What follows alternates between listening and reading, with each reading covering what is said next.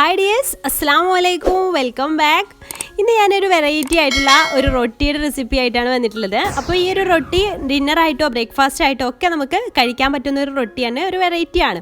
അപ്പോൾ ഈ ഒരു റെസിപ്പി ഞാൻ വനിതയിൽ കണ്ടിട്ടുള്ള റെസിപ്പി ആട്ടോ. കാസ്ത റൊട്ടി എന്നാണ് അതിൽ പേര് കൊടുത്തിട്ടുള്ളത്. അപ്പോൾ വനിതയിൽ കണ്ടിട്ട് ഉണ്ടാക്കിയെടുത്തതാണ്. അപ്പോൾ ഞാൻ യൂട്യൂബിൽ സെർച്ച് ചെയ്തു. അപ്പോൾ മലയാളത്തിലൊന്നും ഇതുവരെ ആരും ഇട്ടിട്ടില്ല എന്നാണ് എനിക്ക് തോന്നുന്നത്. ഞാൻ കണ്ടിട്ടില്ല. പക്ഷേ ഇംഗ്ലീഷ് ചാനലിലും ഹിന്ദി ചാനലിലൊക്കെ കണ്ടു കേട്ടോ ഈ കാസ്ത റൊട്ടി ഉണ്ടാക്കുന്നത്. അപ്പോൾ ഞാൻ വനിതയിൽ കണ്ടിട്ടുള്ള ആ ഒരു മെത്തേഡിലാണ് ഈ റൊട്ടി ഉണ്ടാക്കിയെടുക്കുന്നത്. അപ്പോൾ ഉണ്ടാക്കിയെടുക്കാൻ സിമ്പിളാണ്. ഗോതമ്പ് പൊടിയും റവയൊക്കെ ഉണ്ടെങ്കിൽ നമുക്ക് പെട്ടെന്ന് ഉണ്ടാക്കിയെടുക്കാൻ പറ്റുന്ന ഒരു റൊട്ടിയാണ്. ഒരു വെറൈറ്റി ഒന്ന് പരീക്ഷിച്ച് നോക്കൂ കേട്ടോ. അപ്പോൾ ഇതെങ്ങനെയാണ് തയ്യാറാക്കിയെടുക്കുന്നത് നോക്കാം.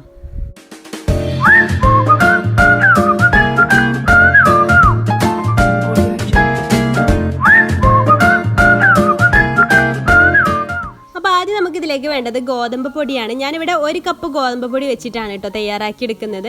ഒരു 8 എണ്ണമൊക്കെ ഉണ്ടാക്കാനുള്ള ചെറിയ റൊട്ടിയായിരിക്കും, 8 എണ്ണമൊക്കെ ഉണ്ടാക്കാനുള്ള അളവുണ്ടാവും. പിന്നെ അതിലേക്ക് ഒരു 1/2 കപ്പ് റവയാണ്. വറുത്തതോ വറുക്കാത്തതോ ഏത് വേണമെങ്കിലും എടുക്കാം. അപ്പോൾ ഞാനിവിടെ വറുക്കാത്ത റവയാണ് എടുത്തിട്ടുള്ളത്. ഒരു 1/2 കപ്പ് റവയും എടുത്തിട്ടുണ്ട്. പിന്നെ ഒരു 1/4 ടീസ്പൂൺ വലിയ ജീരകമാണ് ചേർത്ത് കൊടുക്കുന്നത്. അതുപോലെ തന്നെ ഇതിലേക്ക് ഒരു 1/4 ടീസ്പൂൺ അയമോദകം ഉണ്ടല്ലോ, അജ്വൈൻ സീഡ്സ്, അതുകൂടെ ചേർത്ത് കൊടുക്കാം. അത് രണ്ടും 1/4 ടീസ്പൂൺ വീതം ചേർത്ത് കൊടുക്കാം. പിന്നെ ഇതിലേക്ക് നമുക്ക് ചേർക്കേണ്ടത് ആവശ്യത്തിനുള്ള ഉപ്പും അതുപോലെ തന്നെ 1/2 ടീസ്പൂണ് പഞ്ചസാരയാണ് ചേർക്കുന്നത്. ആവശ്യത്തിനുള്ള ഉപ്പ് ചേർത്തിട്ടുണ്ട് കേട്ടോ ഞാൻ ഓൾറെഡി. അപ്പോൾ ആ ഒരു വീഡിയോ മിസ്സായിട്ടുണ്ട്. പിന്നെ ഒരു 1/2 ടീസ്പൂണ് പഞ്ചസാര കൂടെ ചേർത്ത് കൊടുക്കുക. എന്നിട്ട് നന്നായിട്ട് അങ്ങ് മിക്സ് ചെയ്ത് കൊടുക്കാം.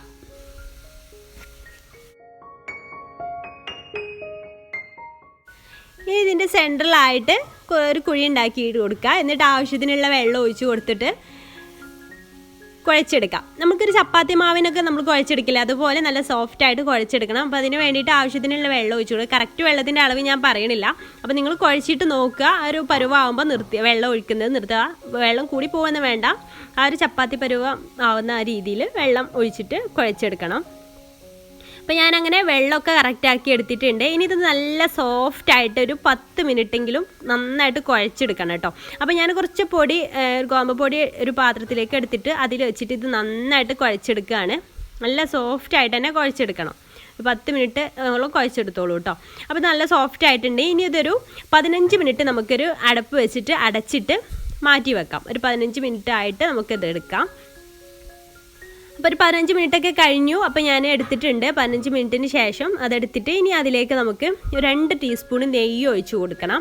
2 ടീസ്പൂൺ നെയ്യ് ഇട്ടിട്ട് നന്നായിട്ട് അങ്ങ് കുഴച്ചെടുക്കണം. അപ്പോൾ ഈ നെയ്യ് കൂടെ ഇതിലേക്ക് ചേർക്കുമ്പോൾ സമയത്ത് നല്ലൊരു ഫ്ലേവറും നല്ലൊരു ടേസ്റ്റും ആയിരിക്കും. അതുപോലെ തന്നെ ഇങ്ങനെ നെയ്യ് കൂടെ ചേർത്തിട്ട് കുഴച്ചെടുക്കുന്ന സമയത്ത് ഈ ഒരു മാവ് നന്നായിട്ട് സോഫ്റ്റായിട്ട് വരും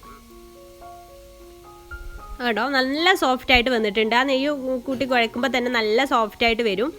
ഇനി ഇത് നമുക്ക് ചെറിയ ചെറിയ ബോൾസ് ആക്കിയിട്ട് എടുക്കണം. നമ്മുടെ വലുപ്പത്തിന് എത്രയാണോ റൊട്ടി വലുപ്പം വേണത് അതിനനുസരിച്ച് എടുക്കാം കേട്ടോ. ഇപ്പോൾ വലിയ റൊട്ടി ഉണ്ടാക്കിയിട്ട് സെൻറ്ററൊക്കെ കട്ട് ചെയ്തിട്ട് അങ്ങനെയും യൂസ് ചെയ്യാം.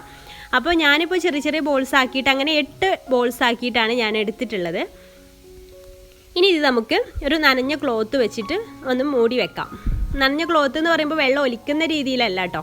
വെള്ളം ആക്കിയിട്ട് ഒന്ന് മുറുക്കി പിഴിഞ്ഞിട്ട് വേണം വെച്ച് കൊടുക്കാൻ. അങ്ങനെ ഒരു 10 മിനിറ്റ് മാറ്റി വെക്കാം.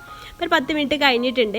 ഇനി നമുക്കിതൊരു ചപ്പാത്തി പലകയിൽ വെച്ചിട്ട് പരത്തിയെടുക്കുക. അല്ല എന്നുണ്ടെങ്കിൽ ഇതുപോലെ എളുപ്പത്തിലാവണമെന്നുണ്ടെങ്കിൽ ഇതുപോലെ പൂരി പ്രസ്സിലൊന്ന് പരത്തിയിട്ട് ആക്കിയാലും മതി. അപ്പോൾ ഞാനിങ്ങനെ പരത്തിയിട്ടുണ്ട്. ഇനി വേണ്ടത് ഇത് ഒരു ഫോർക്ക് ഉപയോഗിച്ചിട്ട് ഹോൾസ് ഇട്ട് കൊടുക്കുകയാണ് വേണ്ടത്. അപ്പോൾ എല്ലാ ഭാഗത്തേക്കും ഇതുപോലെ ഹോൾസ് ഇട്ട് കൊടുക്കാം. അപ്പോൾ ഇതുപോലെ എല്ലാം ഹോൾസ് ഇട്ട് കൊടുത്തതിന് ശേഷം നമുക്ക് ചുട്ടെടുക്കാം. അപ്പോൾ ഞാനിവിടെ എല്ലാം അങ്ങനെ ചെയ്തെടുത്തിട്ടുണ്ട് കേട്ടോ. അപ്പോൾ കട്ടി വലിയ തിന്നായിട്ട് ആക്കരുത്, കുറച്ച് ചെറിയൊരു കട്ടിയിൽ വേണം ഇത് പരത്തിയെടുക്കാനായിട്ട്. എന്നിട്ട് പാന് ചൂടായ ശേഷം അതിലേക്ക് വെച്ച് കൊടുക്കാം.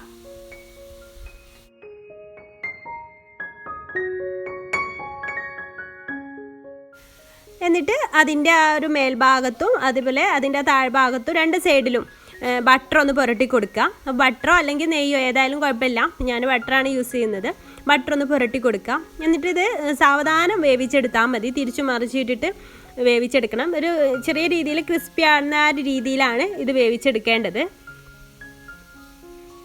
അങ്ങനെ ക്രിസ്പി ആകുന്ന വരെ നമുക്ക് ഇത് വേവിച്ചെടുക്കണം. ഇപ്പോൾ ഇത് ഏകദേശം ക്രിസ്പിയായി വന്നിട്ടുണ്ട്. അപ്പോൾ ഇത് നമുക്ക് ഇതിന്ന് എടുക്കാം. അപ്പോൾ ഇതാണ് അതിൻ്റെ ഒരു പരുവാട്ടോ. 2 സൈഡും ഇങ്ങനെ ചെറുതായിട്ട് ക്രിസ്പി ആയി വരണം.